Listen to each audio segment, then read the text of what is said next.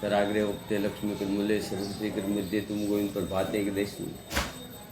समुद्र वसने देवी पर्वत तन मंडले विष्णु पतिन पाद वसुदेव स्तम देवम कंसारमदम देव की परमाणु कुसुम गुरु ब्रह्मा गुरु विष्णु गुरु देवो महेश्वर गुरु साक्षात पर ब्रह्मा तस्मै श्री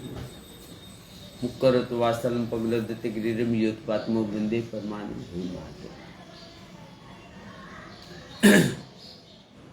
कृष्ण वासुदेव हरे परमात्मा परिचायक गोविंदाय नमः कर सर्व को दुआ कायदम कर मुझे वा सर्वानंद मानस वापरतो वित्त वित्तो वा सर्व में तक जय जय करुणा दे श्री महादेव संबोध में माता से पता में मुंडे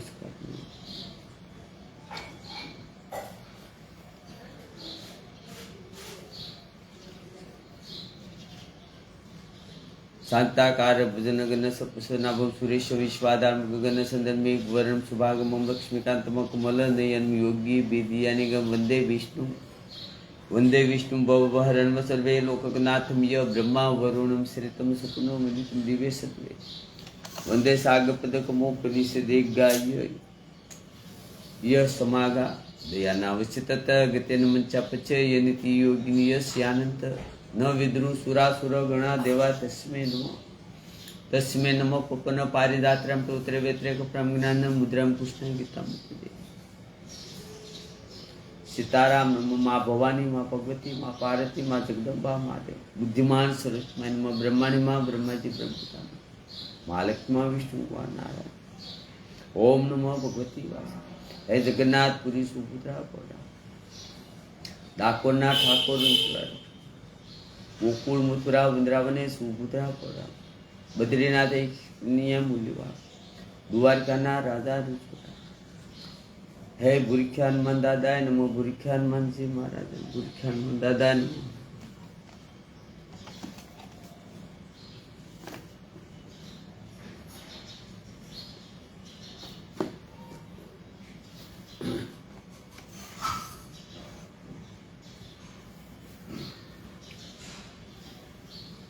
श्रीमद् भागवत महापुराण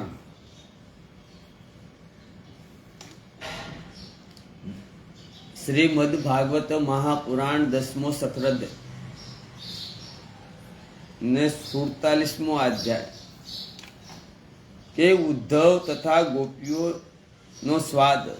अने भम्मर गीत श्री सुख उवास एटले सुखदेवजी कहे छे परिचित गोपीओए जोयु के श्री कृष्णना सेवक उद्धवजीनी आकृति अने वेशभूषा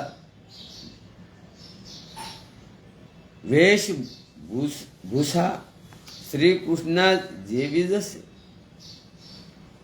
घणो सुधी लांबी लांबी भुजाओ छे जेवा कमल पत्र जेवाज कोमल नेत्र से शरीर पर पीतांबर धारण करे गला में कमलना फूलोनी माला जसे कानों में मणि जड़ित कुंडलों ने जगमगी रह्या छे अने मुखार विंद अत्यंत प्रसन्न से पवित्र हास्य वाली गोपीओ आप समा कहूं आ पुरुष जोवामा तो बहु ज सुंदर से परंतु आ से कोण क्यांथी आव्यो छे कोनो दूत से आणे श्री कृष्ण जेवो वेश केम પહેર્યો છે બધી ગોપીઓ તેમનો પરિચય મેળવવા અત્યંત ઉત્સુક થઈ ગઈ અને તેમાંથી જ કેટલીક પવિત્ર કીર્તિ ભગવાન શ્રી કૃષ્ણના શરણ કમળના આશ્રિત તથા તેમના સેવક સખા ઉદ્ધવને ચારે બાજુ ઘેરીને ઊભી રહી ગઈ જ્યારે તેમને ખબર પડી કે આ તો રમા રમણ ભગવાન શ્રી કૃષ્ણનો સંદેશો લઈને આવ્યો છે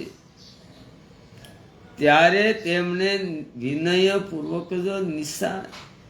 નમીને જલાયુક્ત હાસ્ય અને અવલોકન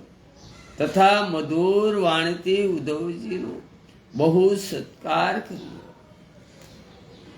તથા એકાંતમાં આસન પર બેસી તેઓ તેમને આ પ્રમાણે કહેવા લાગ્યા, ઉદ્ધવજી, અમે જાણીએ છીએ કે આપ અદુપતિ શ્રી કૃષ્ણના સેવક છો, તેમનો સંદેશો લઈને અહીં પધાર્યા છો. આપના જ સર્વા